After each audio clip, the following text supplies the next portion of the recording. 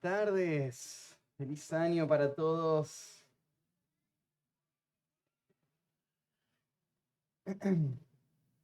Fue lindo escuchar recién el tiempo de compartir y fue una introducción perfecta para el tema que hoy quería que estudiemos juntos. Cuando llega el fin de año, uno empieza a hacer un balance y a recordar todo lo que vivió. Y estaba pensando que la verdad que el creyente no es muy distinto a cualquier otra persona en el mundo en lo que ha pasado. O sea, nosotros vivimos en el mismo país, pasamos situaciones junto con todos los demás, vivimos momentos de alegría, hermosos, como familia, personales, momentos de dolor, pérdidas, enfermedades, limitaciones físicas, económicas. Y para nosotros la vida también nos lleva por un montón de lugares, de circunstancias. Y cuando uno mira y piensa en lo que fue el año o mira hacia adelante, ¿qué hace distinto al Hijo de Dios con respecto a lo que los demás piensan? La verdad es que el mundo busca mantener un estado anímico, ¿no? Entienden de que es importante ser feliz en la vida, ¿no? Así que se esfuerzan por serlo. Tratan de enfocarse en las cosas que le producen felicidad y tratan de hacer todo lo que puedan para lograrlo. Cuando piensan en el futuro, tratan de pensar de una forma optimista y pensar en las cosas que podrían salir bien y los deseos que tienen de que eso traiga mucha felicidad a la vida. Pero para el mundo, hasta ahí es donde puede llegar, ¿no es cierto? Su actitud hacia la vida se resume en tratar de crear ilusiones, deseos, expectativas, pero son cosas huecas, son cosas vanas, son cosas que no tienen trascendencia y que no pueden garantizar, que no pueden sostener a una persona a través de todas las cosas que vienen después a la vida. Entonces, ¿qué es lo que hace distinto al creyente? Bueno, hoy vamos a ver un salmo, vamos a ir al libro donde están los cánticos de Israel y de la iglesia, y vamos a leer en este salmo algo que creo que es una de las claves para poder vivir todos estos desafíos de una vida que cambia constantemente y poder mantener una vida estable. Y esto tiene que ver con la actitud que tenemos hacia la vida y hacia todo lo que Dios trae a nuestra vida. Porque si bien no podemos cambiar las circunstancias, sí somos llamados a vivir con cierta postura o con cierta actitud hacia lo que el Señor trae a nuestra vida. Y de esto se trata el Salmo 100. Si tienen sus Biblias, acompáñenme ahí. Este es un salmo muy conocido.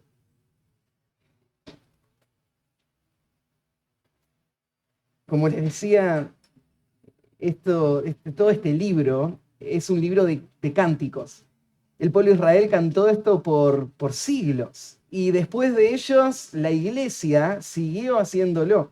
Y hasta hoy nosotros mismos cantamos muchas de estas canciones, muchas las cantamos casi como están en el texto y otras sacamos conceptos de estos salmos y se cantan. Y ha sido de mucho consuelo y fortaleza e instrucción para la iglesia poder cantar estas canciones que están tan llenas de verdades bíblicas. Y de todos los salmos hay algunos que son favoritos y son conocidos y cantados, y este es uno de los más conocidos. El Salmo 100 está en el cuarto libro de Cánticos. En realidad nosotros lo tenemos como un solo libro, Salmos, pero Israel lo tenía en 5 libros separados. Y ustedes lo pueden ver en algunas de sus Biblias, que aparece en algunos de los capítulos el nombre del nuevo libro, ¿no? Este es el cuarto libro. Cada uno de estos libros representan un momento en la historia de Israel en donde personas se ocuparon de compilar una serie de canciones y armar un nuevo libro para que se use en la liturgia de Israel. Así que los 5 libros se compilaron en diferentes épocas. Las canciones se escribieron también en diferentes momentos, pero los tenemos acomodadas a las canciones acá de acuerdo a la época en la que se agregaron al himnario, ¿sí? Así que acá tenemos en el cuarto libro este salmo. Esto es importante porque este cuarto libro se compiló casi al final de la historia de Israel, después que Israel había estado ¿se acuerdan? Había sido exiliada a Mesopotamia por castigo de Dios, por idolatría y rebeldía. Israel había sido disciplinada y habían sido sacados de su tierra. Por 70 años estuvieron bajo el juicio de Dios. Y después fueron traídos de vuelta a la tierra y en ese momento hubo un avivamiento muy grande para la nación de Israel. Un nuevo compromiso a vivir de acuerdo a la ley de Dios, un celo por transcribirla, por estudiarla. En ese tiempo Esdras fue el hombre que Dios usó para mover todo este avivamiento. Y en ese tiempo se compiló este nuevo libro para que Israel tenga nuevas canciones para cantarle a Dios. Estas canciones que se juntaron no fueron escritas al azar o no fueron elegidas al azar. Todas están relacionadas con un tema general. Si podríamos mirar las canciones de este libro, estas canciones están relacionadas con el gobierno soberano de Dios como el Rey Supremo sobre todas las naciones del mundo. Estos salmos exaltan y alaban a un Dios que está sobre todos los pueblos y todas las naciones. Y vos tenés que pensar, esta nación de Israel, pobre, que acaba de salir del castigo de Dios y todavía sigue llevando marcas de ese castigo, donde hay un gran imperio que domina el mundo, esta nación va a cantar en cuanto a su rey y va a gloriarse en su rey y el poder de su rey y la soberanía, el gobierno que su rey ejerce sobre toda la creación. O sea, los que armaron este libro, lo que ellos querían es que la nación de Israel mire sus circunstancias a la luz de esta gran realidad. Que ellos no se miren empobrecidos y débiles y crean que esto les daba razón para sentirse cabizbajos, desanimados, frustrados, sino que todo lo contrario, ellos debían gozarse en la realidad. Y para eso tenían que cantar estas canciones. Entonces, hay una serie de salmos, y ahora estamos llegando al final del libro. En realidad, el Salmo 100 es el último de un paquetito, de un grupo de libros, que específicamente, de un grupo de salmos, que están tocando este punto de el gobierno de Dios sobre todas las naciones. Y acá, este Salmo 100 es como el broche de oro, es el cierre de esta sección en donde el que armó el libro lo armó pensando esto. Mientras Israel va cantando, tiene que ese pensamiento, nuestro Dios reina, nuestro Dios es soberano, nuestro Dios es poderoso y Él es el Dios que nos guarda, que nos dirige. Mientras ellos pensaban esto, el resultado que tenía que producir en el corazón de Israel es gozo. Un gozo sublime. Un gozo que va mucho más allá de lo que este mundo puede entender. Un gozo que no viene de cosas superficiales o que no son solamente ilusiones. Un gozo que está basado sobre algo real. Y que este gozo llene el corazón de esta nación de motivación para adorar a Dios, para servir a Dios, para vivir para Él. Y este salmo va a representar esto. Este salmo va entonces a darnos un llamado, una convocatoria a que el pueblo de Dios pueda exaltar con gratitud a Dios exaltar su nombre y gozarse en Dios. El título que le puse al mensaje de hoy es La actitud del creyente que adora. La actitud del creyente que adora. Y yo creo que lo que el Salmo 100 llama a Israel a hacer, también lo hace con todos nosotros. Porque lo mismo que aparece en el Salmo 100 aparece en otros pasajes. Todavía no vamos a leer el Salmo. Con un dedito ahí, déjenme leerles solamente rápido Efesios 5:18, para que entiendan el sentir que el Nuevo Testamento también da en cuanto a la actitud del Hijo de Dios. Dice así: no os embriaguéis con vino, en lo cual hay disolución. Antes bien, sed llenos del Espíritu, hablando entre vosotros con salmos, con himnos y cánticos espirituales, cantando y alabando al Señor en vuestros corazones, dando siempre gracias por todo al Dios y Padre, en el nombre de nuestro Señor Jesucristo. ¿Te das cuenta que en el Nuevo Testamento dice que el creyente tiene que vivir su vida con esta actitud? ¿Cuál es la actitud? Bueno, es una actitud de gratitud gozosa. Una actitud que surge de entender quién Dios es y qué es lo que Dios hace. Y de eso quiero que hablemos esta tarde, porque creo que este salmo resume lo que empuja la vida de un pueblo que entiende su identidad y que entiende el llamado que Dios le ha dado. Así que vamos a leer el Salmo 100, ¿sí? Ahora cuando leamos van a reconocerlo. Dice así: Salmo de alabanza. Cantad alegres a Dios, habitantes de toda la tierra. Servid a Jehová con alegría. Venid ante su presencia con regocijo. Reconoced que Jehová es Dios. Él nos hizo y no nosotros a nosotros mismos. Pueblo suyo somos y ovejas de su prado. Entrad por sus puertas con acción de gracias, por sus atrios con alabanza.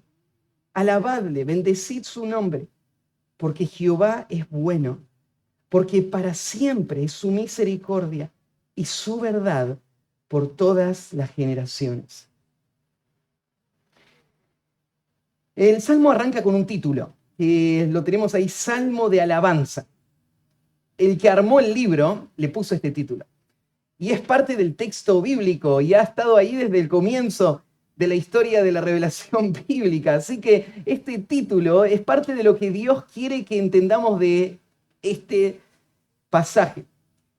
Ustedes saben, la palabra salmo tiene que ver con canción. Es un lenguaje poético que está armado para ser acompañado con instrumentos musicales. Y entonces, este salmo es especial porque es un salmo de alabanza.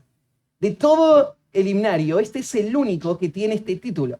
Es el único salmo que se indica que la razón por la que está acá este salmo es para que alabemos. La palabra alabar tiene que ver con un reconocimiento de lo que Dios es y de lo que Dios hace.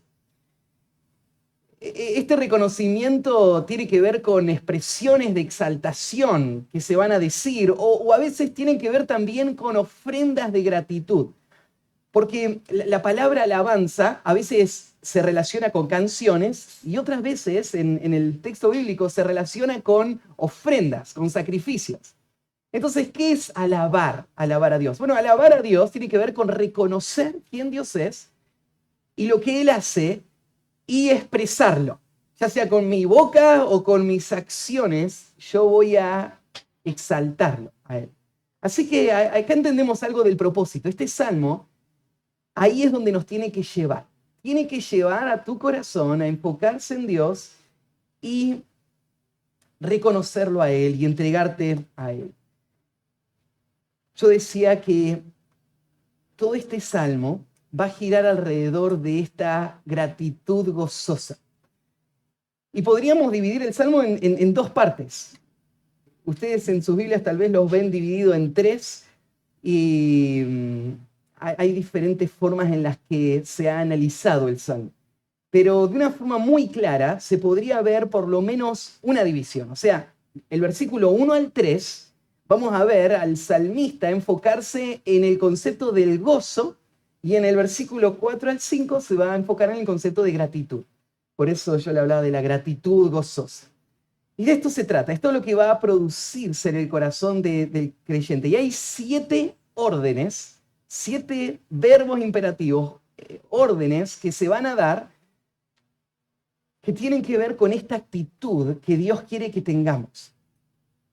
O sea, el creyente no debe estar arrastrado por sus emociones o por las circunstancias a su alrededor, sino que en obediencia a Dios tiene que decidir tener una actitud, la única actitud correcta, la única actitud digna de la realidad de un Dios soberano que gobierna sobre todo el universo y siendo nosotros parte de su pueblo elegido, su especial tesoro. Así que vamos a ver este concepto de la actitud del creyente. Vamos a dividirlo entonces en 2 puntos. El primer punto, le puse el título, el creyente debe manifestar gozo por quien Dios es. El creyente debe manifestar gozo por quien Dios es. Antes de empezar te pregunto, ¿es esto lo que se ve en tu vida cada día? Si alguien que está ahí afuera en el mundo tendría que describirte a vos como vecino, como hijo, como la relación que él tenga con vos, compañero de trabajo, podría decir, si hay algo que sobresale, es que esta persona está llena de gozo. Debería ser así. El creyente debería ser la persona que sobresalga del mundo por la clase de gozo que puede tener. Un gozo distinto al que el mundo conoce. Y esto es lo que el salmista va a arrancar señalando. Así que el creyente debe manifestar gozo por quien Dios es. Lo que vamos a tener ahí a continuación es una descripción de la clase de gozo que va a tener el creyente. Y en primer lugar, el gozo que tiene que tener un creyente es un gozo desbordante. Le puse como un resumen de lo que va a decir ahora. Un gozo desbordante. Le puse esta palabrita porque fíjense lo que va de la expresión que usa. Dice, cantad alegres a Dios, habitantes de toda la tierra. La palabrita que usa ahí, cantad alegre, es una palabra que literalmente significa gritar de gozo. Gritar de gozo. En realidad esta palabra tiene la connotación de gritar y se puede usar en varias formas. Por ejemplo, en Josué 6:5, ¿se acuerdan la historia cuando Israel tenía que rodear la ciudad de Jericó por 7 días en silencio y el último día, después de dar 7 vueltas, ¿qué tenía que hacer todo el pueblo? Gritar. La misma palabra que se usa ahí en Josué es la que estamos viendo acá, ¿sí? Lo que ellos tenían que hacer y lo que hicieron después de esos días, ¿no? Gritaron. Podríamos cambiarle entonces, gritad a Dios, habitantes de toda la tierra. La connotación tiene que ver con el gozo tan desbordante que termina haciendo que una persona se quede afónico de los gritos. Bueno, ustedes lo vieron el día del partido, ¿no? Esa imagen que vos tenés ahí, esa es la imagen que se está pintando acá en el Salmo. Cuando dice cantad alegres a Dios, está diciendo que grites de alegría. Hay una historia ahí en 1 Samuel capítulo 4, mientras estaba buscando esta palabrita, ahí en 1 Samuel 4 me encontré con esta historia también conocida, cuando Israel toma el arca del pacto y la lleva a la batalla, pensando que Dios iba a dar una gran victoria porque tenían el arca con ellos. Y dice en el versículo 5 así: aconteció que cuando el arca del pacto de Jehová llegó al campamento, todo Israel gritó con tan grande júbilo que la tierra tembló. No me pregunte cómo pasa eso, pero dice que toda esta multitud estaba gritando de una forma tan eufórica y con tanto gozo que tiembla la tierra. Y dice el versículo 6, cuando los filisteos oyeron la voz de júbilo, dijeron: ¿qué voz de gran júbilo es esta en el campamento de los hebreos? Y supieron que el arca de Jehová había sido traída al campamento. Entonces empiezan a temblar de miedo. Pero este es el cuadro. Israel está gritando de tanto gozo. Tenemos la batalla ganada. Somos los campeones del mundo. Tenemos el arca con nosotros, están pensando ellos, ¿no? Esta es la misma expresión. Hay muchos pasajes desparramados por el Antiguo Testamento que hacen llamados similares a cantar a Dios, pero usan esta misma expresión. Griten, griten de alegría. Por ejemplo, en el Salmo 44, versículo 1, se usa esta misma palabra. Dice: pueblos todos, batid las manos. Si alguno piensa que aplaudir es de iglesias carismáticas nomás, tiene ahí el Salmo 44, 1. Pueblos todos, batid las manos, aclamad a Dios con voz de júbilo.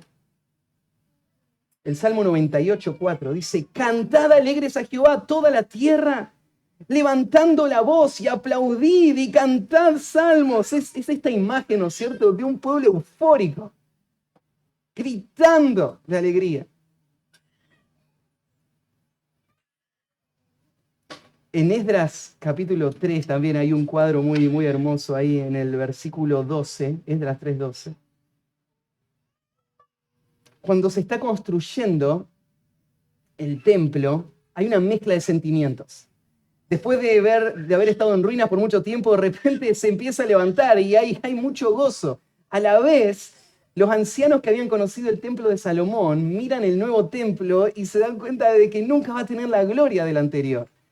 Así que había llantos también. Y en medio de todo eso, ahí en Esdras 3:12 dice: y muchos de los sacerdotes, de los levitas y de los jefes de las casas paternas, ancianos que habían visto la casa primera, viendo echar los cimientos de esta casa, lloraban en alta voz, mientras muchos otros daban grandes gritos de alegría.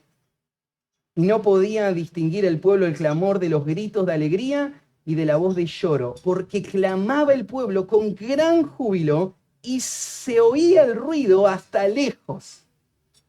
Esta misma expresión es la que se está usando acá en el Salmo 100. Cuando dice cantad alegres, está usando el mismo concepto, las mismas palabras, el mismo término que se usa ahí en Esdras capítulo 3. Cuando todo ese pueblo estaba gritando con tanta alegría que muy lejos, a la distancia, se escuchaba el vocerío de todo el pueblo gritar. Nada se dice acá si estaban entonando o no. Todo eso era totalmente irrelevante. Porque cuando uno está alegre, no importa si estás entonando, están cantando. Lo que importa, ¿no es cierto?, es la alegría del corazón y las expresiones de gozo. Y este es el llamado. Está dado acá en el Salmo 100 como una orden, un mandato, un verbo imperativo. Cantad, cantad a Dios. Esta orden está repetida muchas veces. Es más, yo le dije, el Salmo 100 es el broche de oro de una seguidilla de salmos que vienen construyendo la idea de este Dios que gobierna. Comenzando en el Salmo 95, mirá en el versículo 1. Venid, aclamemos alegremente a Jehová, cantemos con júbilo a la roca de nuestra salvación. En el 96, cantad a Jehová cántico nuevo, cantad a Jehová toda la tierra, cantad a Jehová, bendecid su nombre, anunciad de día en día su salvación, proclamad entre las naciones su gloria, en todos los pueblos sus maravillas. En el 97, 1, Jehová reina, regocíjese la tierra, alégrense las muchas costas. En 98:1 también, cantad a Jehová cántico nuevo, porque ha hecho maravillas. Su diestra lo ha salvado y su santo brazo. En el 99, mirá el versículo 9, donde termina, justo antes del capítulo 100, Exaltad a Jehová nuestro Dios y postraos ante su santo monte, porque Jehová nuestro Dios es santo. Cantad alegres a Dios, habitantes de toda la tierra. O sea, lo que tenemos en el Salmo 101 es solo un eco de lo que ya vienen diciendo todos los otros salmos. Y acá se está cerrando esta idea. Entonces, yo les decía, todos los salmos anteriores están hablando de este gran rey. Y un pueblo ahora, el Salmo 100, está hablando de un pueblo eufórico, gritando frente a este rey. Tal vez una imagen que te podrías hacer sería la imagen de un rey que salió a la guerra y vuelve, y toda la nación está esperando en la ciudad capital para celebrar la victoria. Y cuando él está entrando, toda la multitud, ¿no es cierto?, grita, eufórica, contenta, tira cosas, ¿no es cierto? Y el rey está entrando por ese callejón en medio de todo ese bullicio. El Salmo 100 podríamos verlo de esta manera, ya que todos los anteriores están hablando de Jehová como rey, y este salmo dice ahora, griten de alegría al rey. Podríamos imaginar que el salmista está mostrando al pueblo de Dios, frente a Dios, de esta manera, gozándose en Dios, exaltándolo a Él.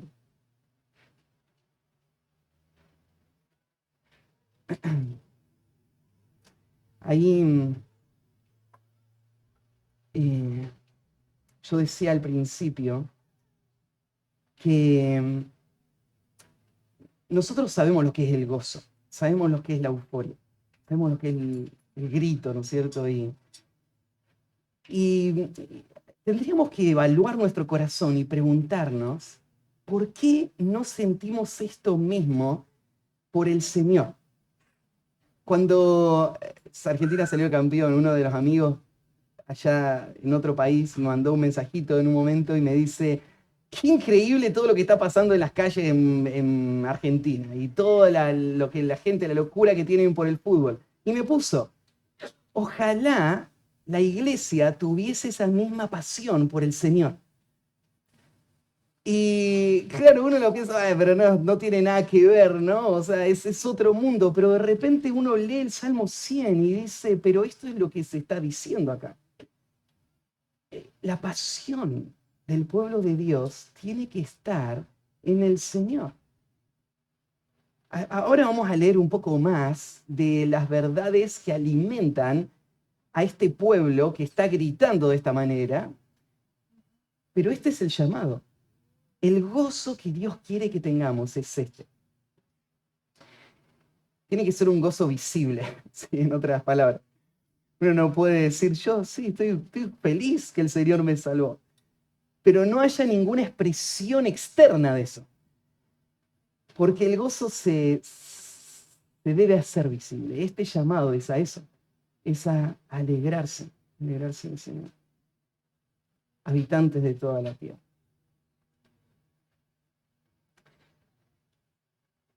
Estoy viendo acá un montón de textos que hablan de este gozo. Les leo solo uno más. El Salmo 4:7 dice, tú diste alegría a mi corazón, mayor que la de ellos cuando abundaba su grano y su mosto. O sea, se ve que el salmista también miraba a la gente en el mundo alegrarse. Pero cuando él se miraba a él decía, lo que ellos están haciendo ahí, la alegría que ellos tienen, no es nada comparado con la que yo tengo. La alegría que tú me diste es mayor que la que cualquier cosa de este mundo puede dar, aquel mosto, ¿no es cierto? Perdón, su grano y su mosto, o sea, la abundancia o las cosas que traen gozo naturalmente a esta vida. El gozo del creyente debe ser ese gozo.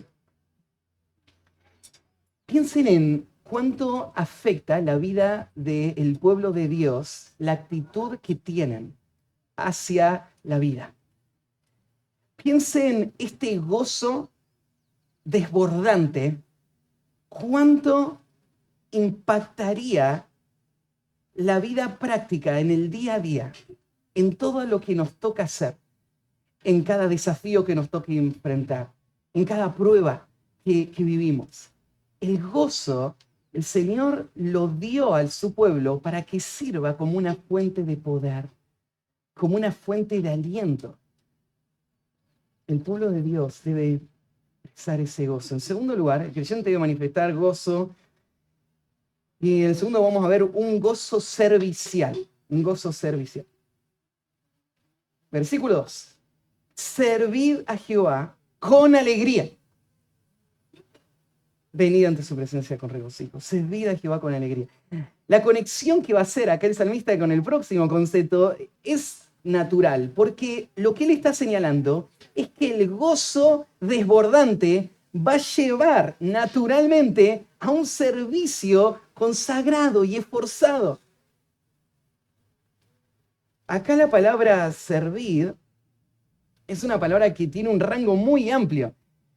Se usa para hablar de trabajos físicos, se usa para hablar de expresiones de adoración a Dios.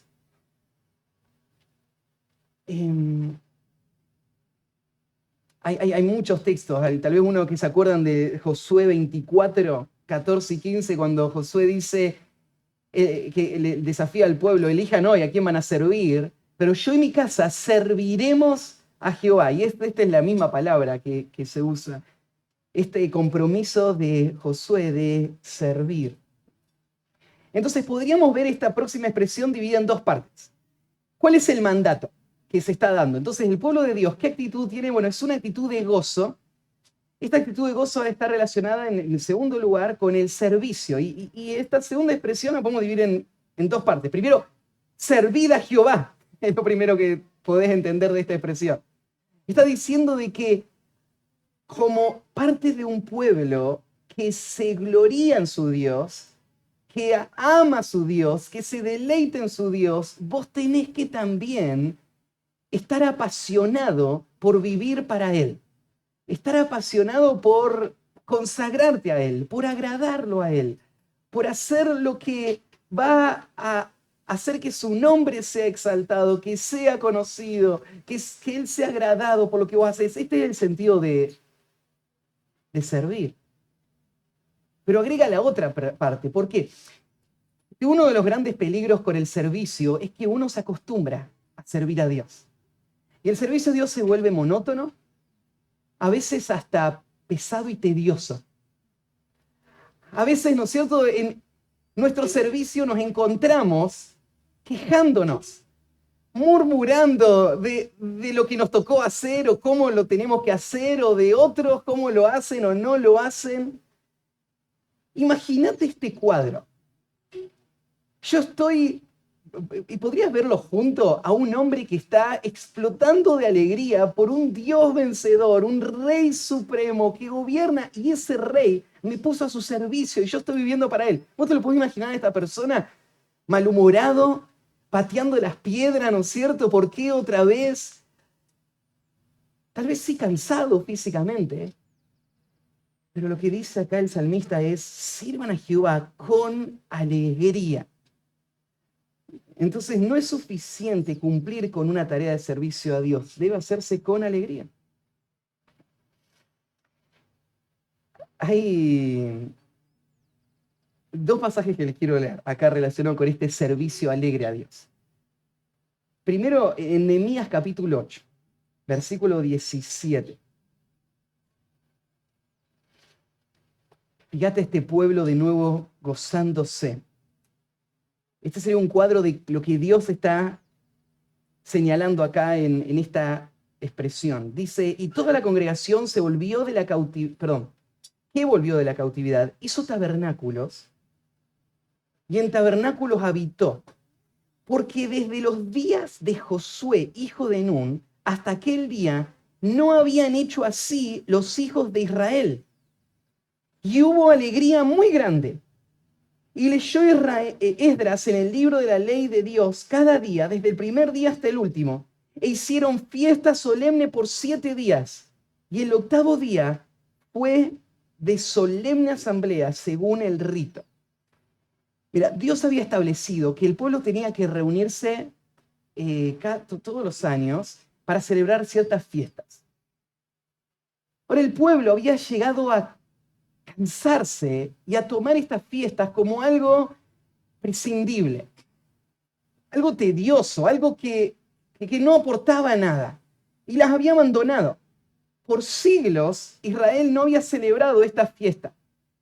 Dios le había ordenado, tienen que juntarse y alegrarse, pero Israel no lo había hecho. Y esa falta de alegría en el servicio a Dios había traído el juicio de Dios. Porque este mandato de servir a Dios con alegría no tenemos que tomarlo ligeramente. Esto viene de Dios. Esto es lo que Él espera de nosotros. Y no solamente que Él no va a aceptar nada menos que un servicio alegre, sino mucho peor. Dios va a juzgar un servicio no alegre. Segundo pasaje, Deuteronomio 28:47. Mire esta advertencia de Moisés a la nación de Israel.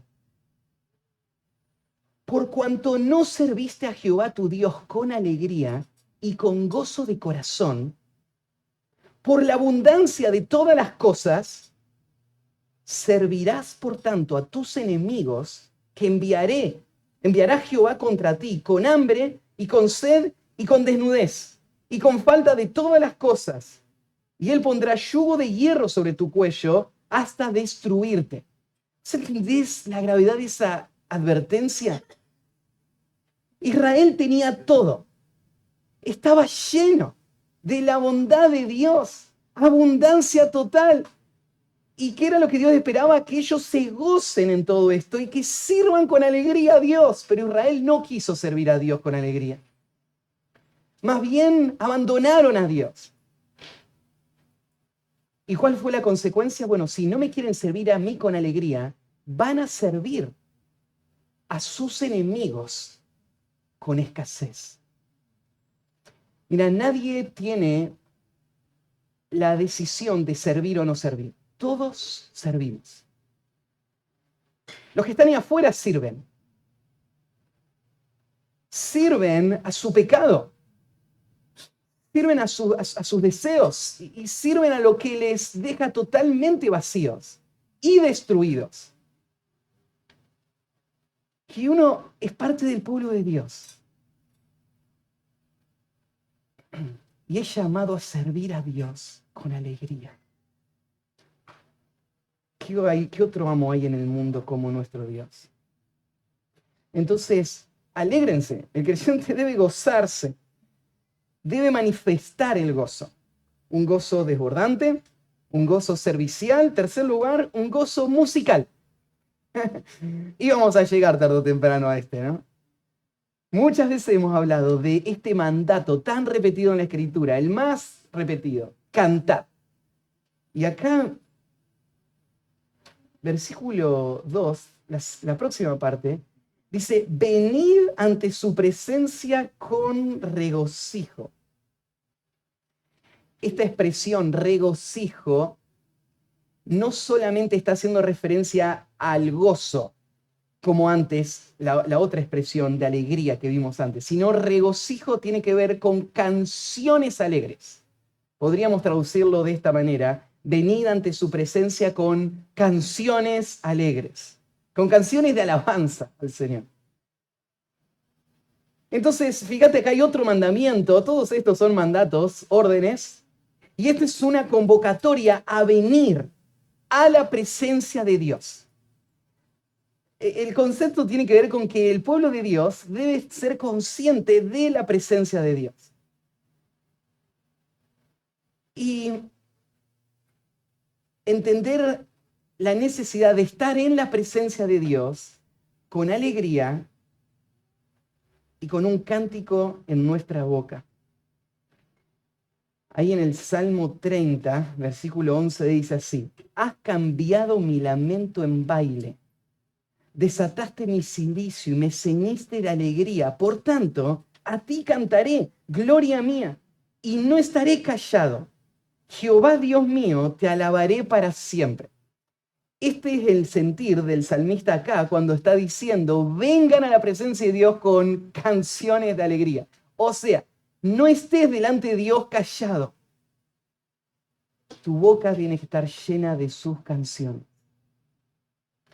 Yo creo que estas canciones no solo se limitan al tiempo de canto en el culto, aunque más adelante va a hacer referencia a eso y hoy vamos a hablarlo un poco más adelante, pero esto tiene que ver en todo momento. Esta conciencia de la presencia del Señor debe llevar al gozo que se expresa con canciones.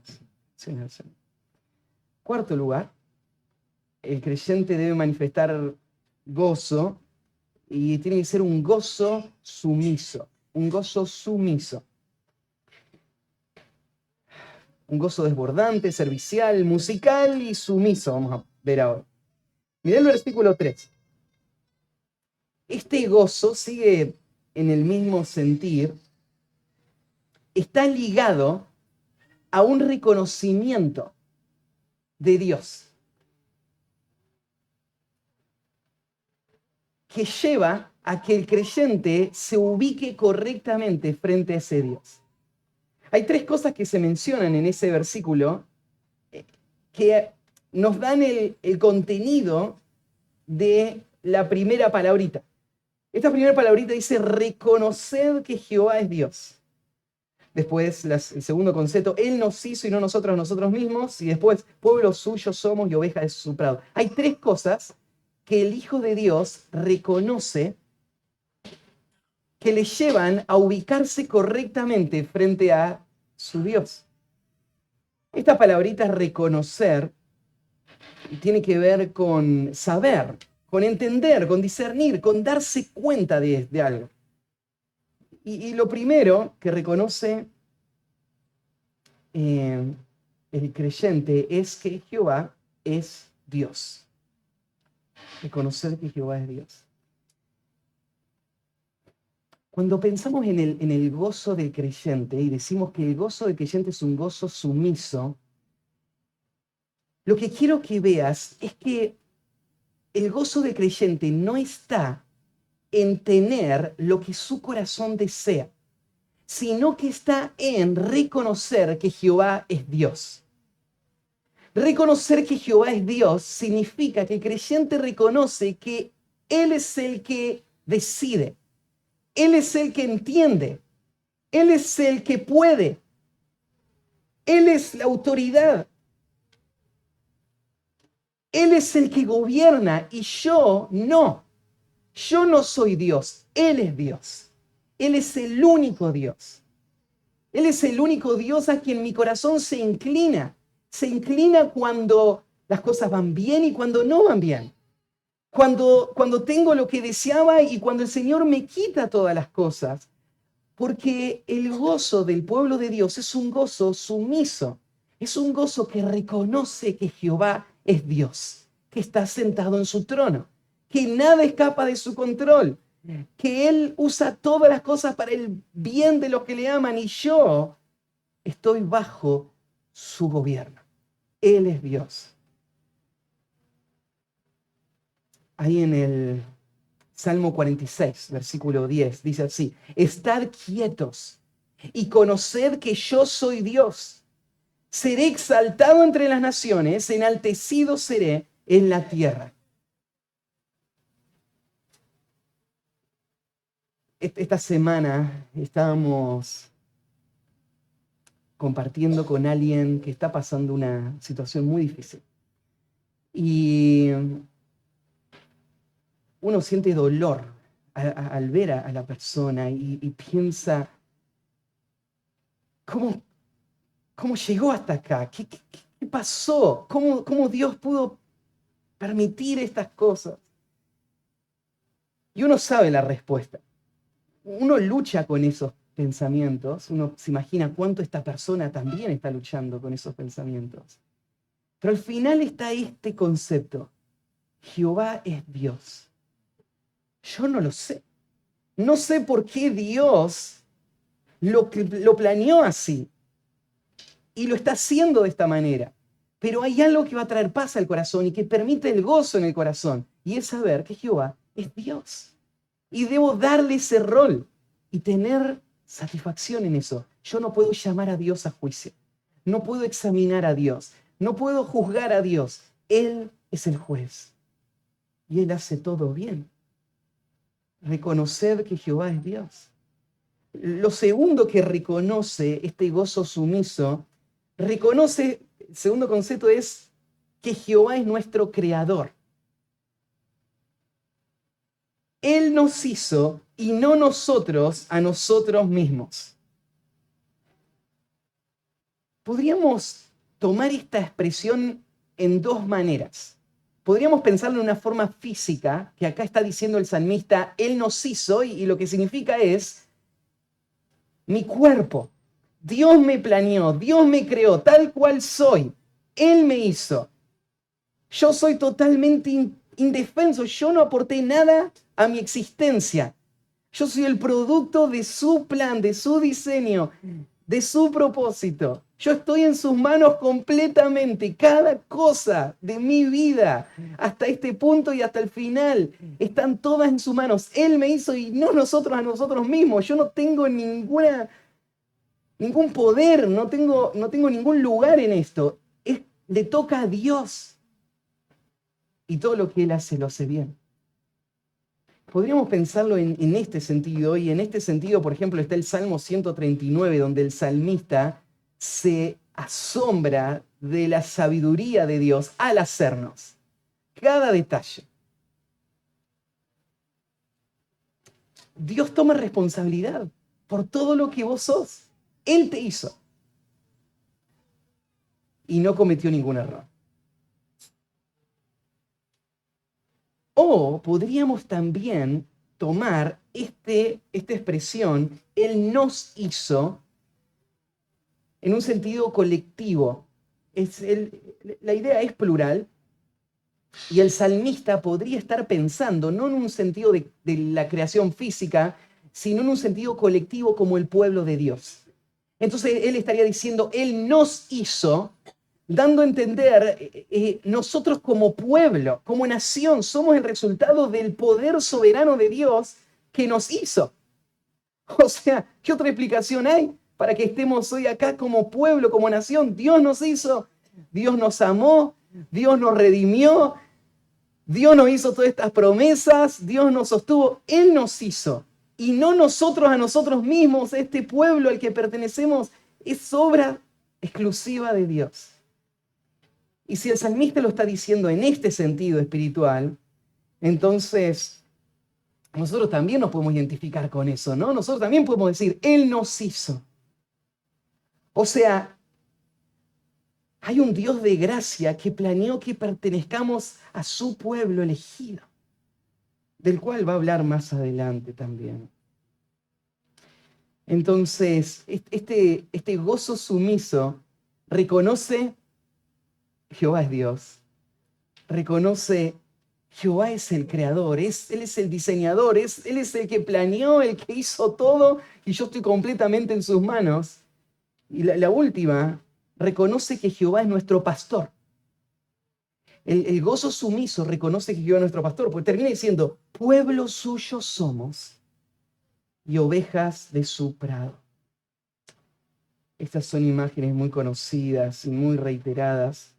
Ahí en el Salmo 23, conocido, Jehová es mi pastor, nada me faltará. En Juan, en el Nuevo Testamento, en el capítulo 10, mis ovejas oyen mi voz, yo las conozco y me siguen, y yo les doy vida eterna, y no perecerán jamás, ni nadie las arrebatará de mi mano. Mi Padre que me las dio es mayor que todos, y nadie las puede arrebatar de la mano de mi Padre. Yo y el Padre, uno somos. Entonces, este gozo sumiso es el gozo que reconoce que Jehová es pastor, es nuestro pastor. Y puedo gozarme en que Él está, en que Él me cuida, en que Él me guía, en que Él no me abandona, en que Él me protege, Él me salva. En Él está toda mi confianza y toda mi seguridad. Y por eso puede haber gozo. Pueblo suyo somos y ovejas de su prado. Me encanta cómo Pedro lo dice, ahí en 1 de Pedro 2:25. Pedro dice así, porque vosotros erais como ovejas descarriadas, pero ahora habéis vuelto al pastor y obispo de vuestras almas. Qué título para el Señor, ¿no? Jesús, Él es el pastor y el obispo de nuestras almas.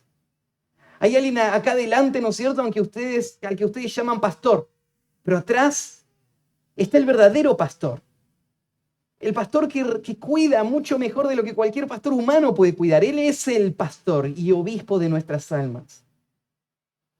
Y esta es la seguridad que tenemos en Él. Entonces hay gozo. Y este es el llamado del creyente. El creyente debe manifestar gozo por quien Dios es. ¿Sí? Primeros 3 versículos se afirma esta verdad. Segunda verdad, el creyente debe manifestar gratitud por lo que Dios hace. Gozo y gratitud. Esta es la actitud que debemos tener como pueblo de Dios. Gratitud por lo que Dios hace. Esta gratitud también va a estar desarrollada con algunos imperativos, con órdenes. Y te los voy a señalar como puntos también, como en el anterior. En primer lugar, es una gratitud corporativa. Una gratitud corporativa. La gratitud que tiene que tener el pueblo de Dios, en primer lugar, es una gratitud corporativa. Mira la expresión. Entrad por sus puertas con acción de gracias, por sus atrios con alabanza. Esta es una invitación. Es una orden que está convocando y llamando al pueblo de Dios a venir al lugar en donde la presencia de Dios se manifiesta. ¿Se acuerdan en el tiempo de Israel? Aún en el tiempo en el que ahora estamos, en el contexto histórico de este salmo, en Israel hay un templo al que hace referencia esta expresión. Tiene puertas, atrios, o sea, patios, donde se reúne la gente. Vengan, entren para alabar al Señor. Ahora uno puede decir, pero Dios está en todos lados. Yo vivo a 150 kilómetros de Jerusalén, en una época donde no hay vehículos. ¿Qué diferencia es cantarle al Señor acá o irme hasta allá? Yo puedo alabar al Señor. Y el salmista, en este versículo, dice, entren por sus puertas. Es muy, muy específico el salmista, mostrando que esta gratitud debe ser expresada en el pueblo de Dios en una forma corporativa. La imagen que el salmista está presentando acá, que vienen entrando con acciones de gracia, o sea, con expresiones de gratitud, con ofrendas de gratitud, podríamos ver esta expresión de acción de gracia.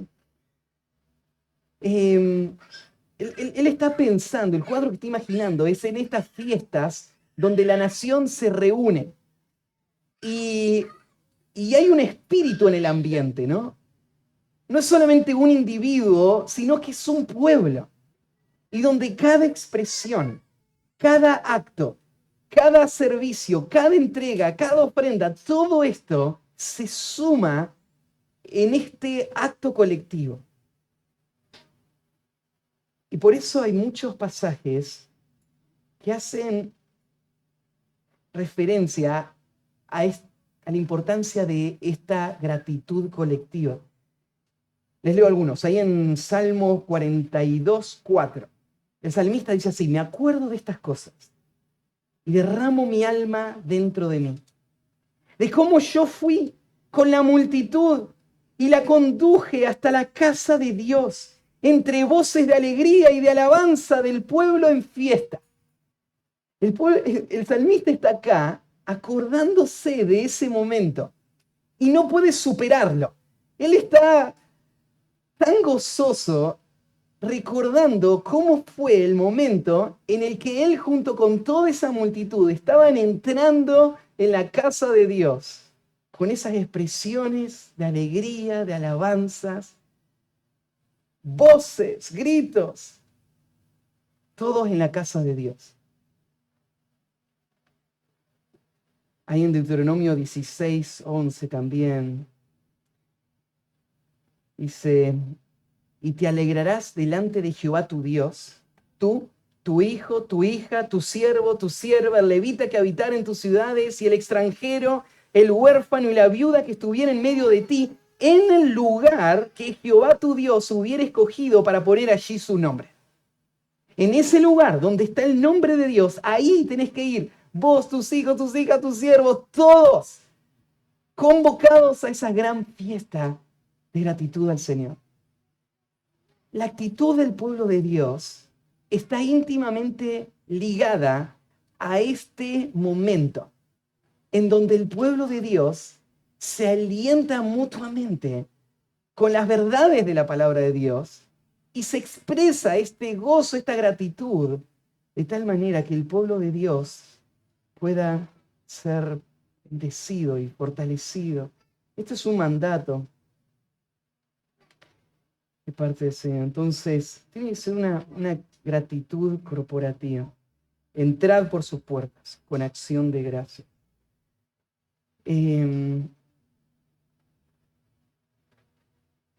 Segundo lugar, tiene que ser una gratitud sustentada. Una gratitud sustentada. Cuando llegamos a la casa de Dios para alabar al Señor y mostrar nuestra gratitud a Él, esa gratitud tiene que estar apoyada por verdades bíblicas en las que estamos convencidos. O sea, esto no puede ser solamente un acto fingido, no solamente un rito superficial, tiene que ser verdaderamente una expresión de gratitud y de adoración al Señor. Pero ¿qué hay atrás de esta gratitud que debemos venir a presentar? Este es el sustento del que vamos a ver ahí en la última parte. En el versículo 5, lo que vemos son tres elementos que sustentan esta gratitud en el pueblo de Dios. Porque Jehová es bueno, primero. Para siempre su misericordia y su verdad por todas las generaciones. Esto es lo que sustenta la gratitud del pueblo de Dios. Veámoslo uno por uno. Porque Jehová es bueno. La palabra bueno también tiene un rango muy amplio de significado. Podríamos pensar es agradable, es hermoso, es placentero. Habría muchos conceptos donde podríamos usar esta expresión bueno. Pero en este momento, cuando dice que Jehová es bueno, a lo que se está refiriendo el salmista es que Jehová es el ser más precioso que existe. Su gloria es tan perfecta que Él se vuelve la definición de lo que significa bueno.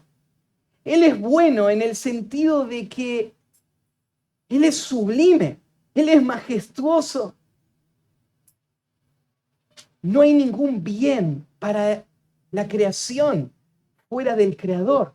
Toda buena dádiva y todo un perfecto desciende de lo alto. Él es bueno. Su esencia es magnífica. Jehová es bueno.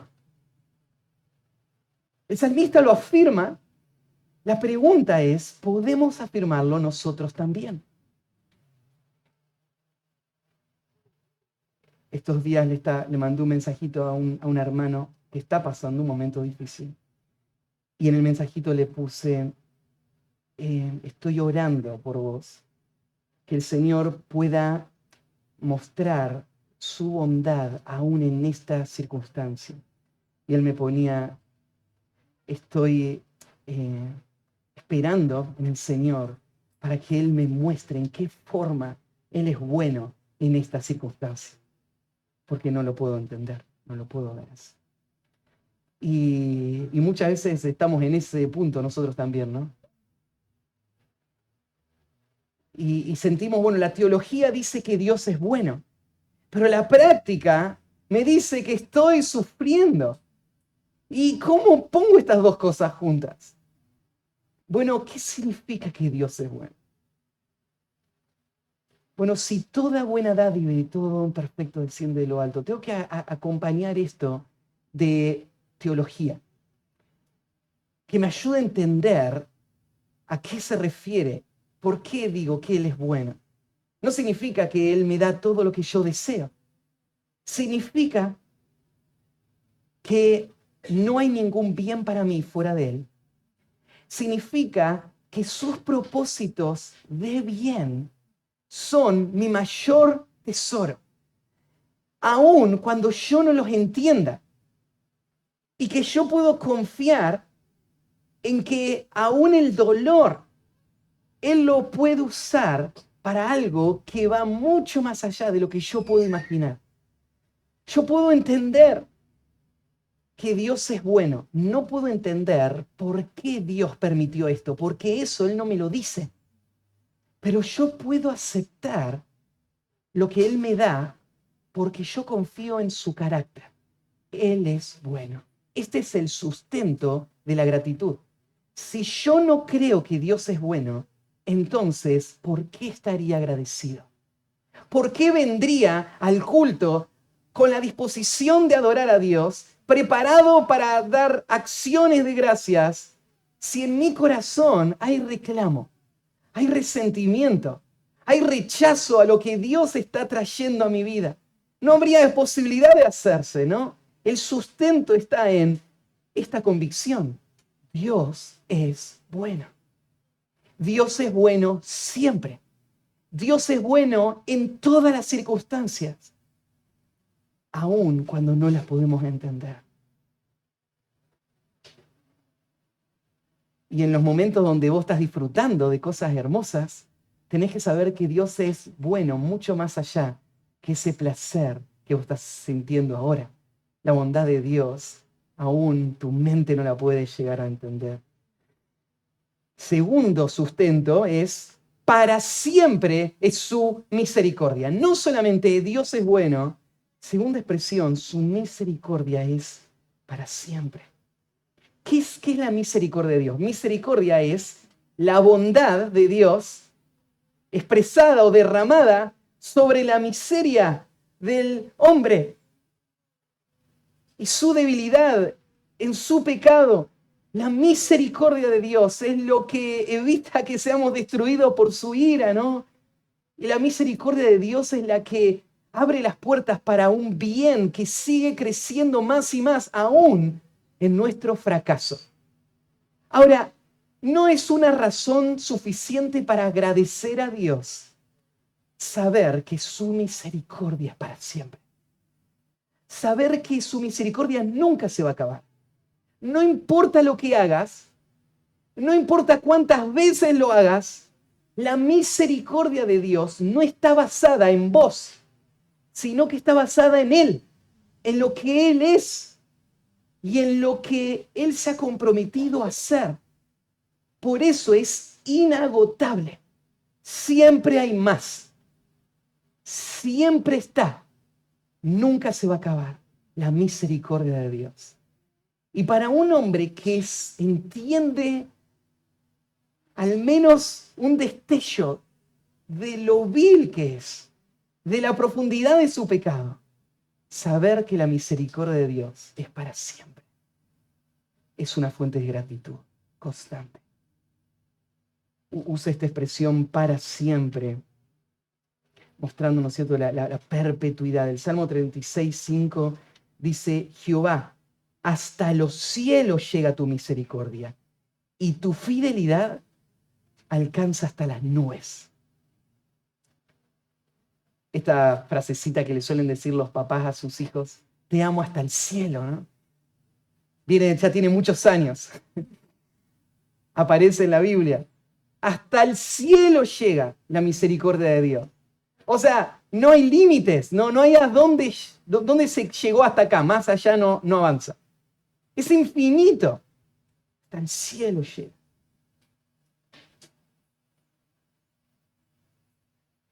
Tercer fundamento para esa gratitud: y su verdad por todas las generaciones. Su verdad. Dios es verdad en esencia. Dios no tiene verdad, Dios no habla verdad, Dios es verdad. Él crea la verdad. Lo que Él dice se vuelve verdad solo porque Él lo dijo. Por ejemplo, cuando no existe la luz, Dios dice luz y la luz es verdad, ya es. porque que Dios lo diga lo hace verdad. Sus palabras crean la realidad. Por eso sus palabras nunca pueden estar en contra de la realidad. Porque Él define la realidad. Él es verdad. Y por eso su verdad no tiene límites. Que su verdad sea de generación en generación implica que Dios nunca va a fallar a sus promesas. Su palabra es confiable completamente. Todo lo que Él dice es así. Entonces uno puede tener gratitud porque lee la Escritura y sabe que eso es así. Aun cuando todo su mundo alrededor está en caos. Aun cuando Él no puede unir las piezas y no sabe cómo todo va a funcionar y cómo Dios va a lograr lo que dice acá, pero su verdad permanece. Y eso es suficiente para tener gratitud en cualquier circunstancia. Y vuelvo a usar la expresión su verdad por todas las generaciones. De nuevo, una expresión que habla de la continuidad perpetua, eterna.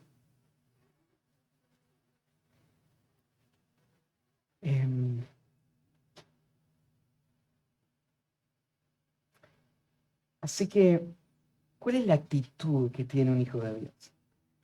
Hablamos al principio, este llamado que se está haciendo acá no es entendido ni es posible de cumplir por nadie que no conoce a nuestro Dios y que no ha llegado a confiar en este Dios.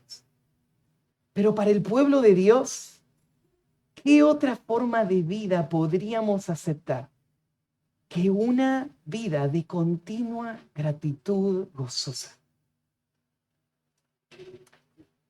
Déjame preguntarte, ¿refleja tu actitud al Dios grande y bueno que profesamos? Cuando el mundo ve tu actitud hacia la vida, hacia las circunstancias, hacia tu día a día, hacia tus hijos rebeldes, hacia tu trabajo puro, hacia tus limitaciones económicas, hacia tus problemas de salud. Cuando el mundo ve la actitud que tenés frente a eso, la actitud que vos estás mostrando refleja al Dios grande que tenemos, o es más bien una distorsión. Porque nosotros profesamos una realidad de nuestro Dios, pero nuestra actitud no está controlada por esa verdad. Bueno, este salmo es un llamado a revertirlo. Tu actitud cada día debe ser una de gratitud gozosa. ¿De qué otra forma podríamos responder frente a todas las realidades que veíamos recién? Segunda pregunta, ¿está nuestra queja y descontento afectando la manera en la que el mundo percibe al Dios de quien les predicamos? Nosotros les predicamos, queremos que ellos abracen la fe, que confíen en nuestro Dios. Pero ¿será que nuestra queja y nuestro descontento está afectando nuestro testimonio, nuestra misión en este mundo? ¿Es mi actitud un imán para otros que quieran buscar del Dios a quien yo amo y sirvo con tanto gozo? Cuando ellos ven mi actitud, esto se vuelve un imán que dicen, yo quiero ese Dios que puede satisfacer de esta manera, que enriquece una vida de esta manera. No las circunstancias, sino nuestra actitud hacia Él. Bueno, esto es lo que el salmista quiere de la nación de Israel. Yo les decía, cuando este libro se compiló, este salmo fue puesto acá para que la nación, en medio de una situación de debilidad, aún de bastantes limitaciones y de incertidumbre en lo que respecta al mundo y lo que el mundo pensaba de ellos puedan tener gozo. Y que ese gozo sea un testimonio para las naciones. Oramos, pedimos al Señor su gracia en esto. Padre, esta noche estamos comenzando un nuevo año como iglesia. Y Señor, queremos comenzarlo con la actitud correcta. No queremos solamente poner metas o hacer planes, porque de nada serviría ningún logro ni avance personal, familiar o ministerial si no tenemos la actitud que tú esperas que tengamos. Y confesamos, Señor, que nuestra carne nos afecta y que aún muchas de estas verdades han sido preciosas a nuestro corazón por muchos años, pero aún sigue nuestro corazón luchando con una actitud que no refleja esta gratitud y gozo que recién leíamos. Lo que te pedimos, Señor, es que tú nos ayudes a mirar estas grandes verdades cada día para poder dirigir nuestro corazón y que nuestra actitud no esté marcada por nuestras circunstancias o nuestro estado anímico, sino por nuestras convicciones. Y que eso se pueda reflejar hacia afuera en palabras, en cánticos, en actos de servicio, de entrega a ti. Te amamos, Señor, queremos vivir para ti, queremos que este mundo vea al Dios grande que nos ha salvado y en quien confiamos. Te encomendamos nuestra vida a ti, este año que comienza. Guíanos, Señor, y te pido que nos sostengas también y que muestres tu poder en nuestra debilidad. En nombre de Cristo Jesús. Amén.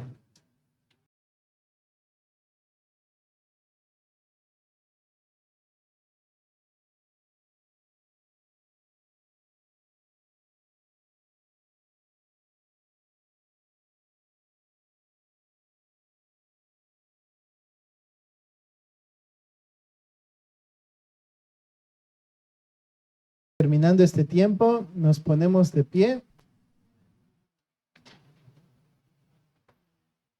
Vamos a cantar un último coro y recordarles nada más, en la parte de atrás está la cajita blanca para poner nuestras ofrendas programadas, nuestra ofrenda de misiones. Ahí el Señor nos ha dado su gracia de ser parte con los recursos en su obra. Así que bueno, vamos a cantar este último coro.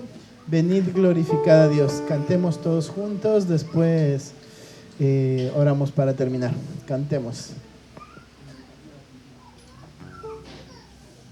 Como en el partido de Argentina, dice el pastor. Así que si gritamos, lo bueno es que dijo que no dice que entonaban. Así que cantemos fuertes a Dios.